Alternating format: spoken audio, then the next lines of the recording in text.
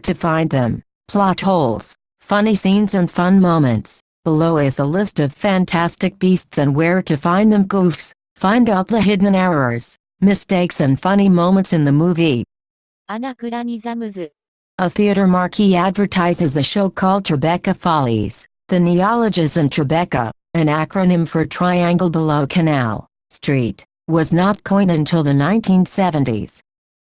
When Newt is preparing to leave the ship at the beginning of the movie, an overhead shot shows a crowd of muddy footprints on the deck in front of him. All of these footprints seem to be from shoes with rubber treads, but such treads were not available until the late 1930s for mountain climbers and much later for everyday shoes. In the 1920s, all shoes would have had flat leather soles. When Newt first goes to the sisters' apartment, a record of Ruth Etting singing "You're the Cream in My Coffee" is playing. However, this song was not published until 1928, and Etting didn't record it until 1929, though the film is set in 1926. Continuity.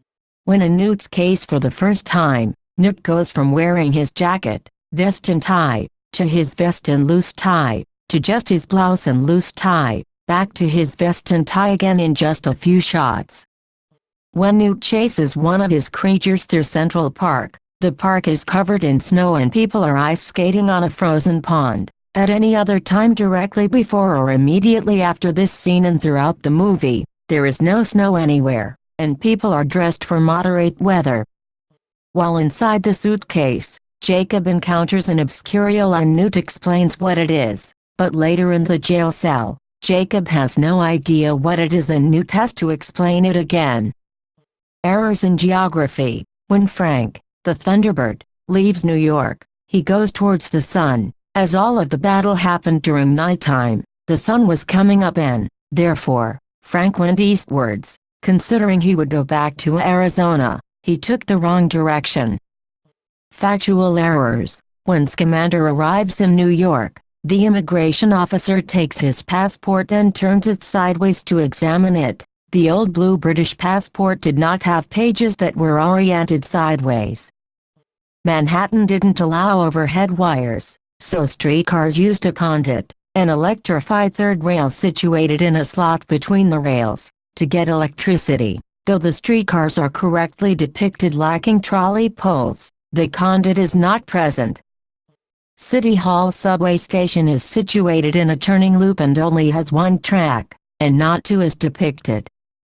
Incorrectly regarded as goofs, though the wizards can freely apparate, that is, teleport, at will. There are at least two instances where they could have, and should have, but don't. When Tina has to sneak Newt and Jacob into her apartment, and later when Goldie has to smuggle all three of them out of the McCusa building. This is not a plot hole as was seen in the Harry Potter universe that it is possible to prevent apparition into certain places, most prominent into Hogwarts, but also into the Ministry of Magic, which McCusa resembles. Although this could also explain why Tina did not apparate into her apartment, it seems unlikely they had such security in place, but it could be either to not alert her landlady in case she was a nomad, by coming and going like that, or just that it is generally the normal procedure not to scare anyone inside the house, her sister in this case, by suddenly appearing by apparating. In the Harry Potter universe, Ron's father apparates to the outside and walks in the door.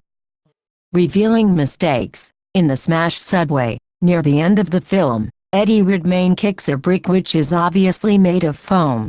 Spoilers.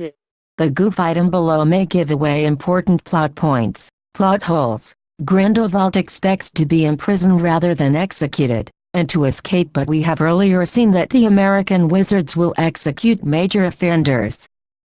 It's established throughout the film that they would need to wipe Jacob's memory of everything relating to magic, but in the end they realize that most of the city needs wiping, so Newt releases a venom into the clouds to make it rain onto people. It is established in this scene that Jacob needed to be in the rain to lose his memory, but the wizards do not seem to need to stay out of the rain, and it shows human characters don't inside hoses do not need to be touching the rain in order to have their memory wiped. Not all inside were in contact with water when their memories were wiped, and this water is not in contact with that outside, so this could not explain this. Also Queenie uses protection against the water when kissing Jacob at the end to protect her memory. There seems to be no reason the venom would only work on no mages, so the wizard should have been affected. Also there seems to be no way the venom should work on people not out in the rain as it was with Jacob. And why would the venom know which memories it should delete, and what about the dead people?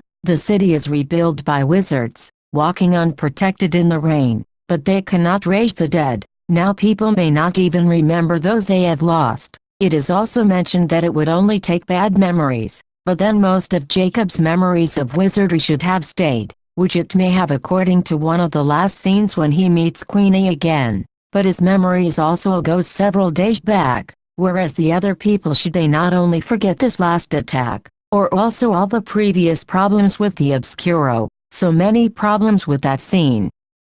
The Fantastic Beasts and Where to Find Them, goofs.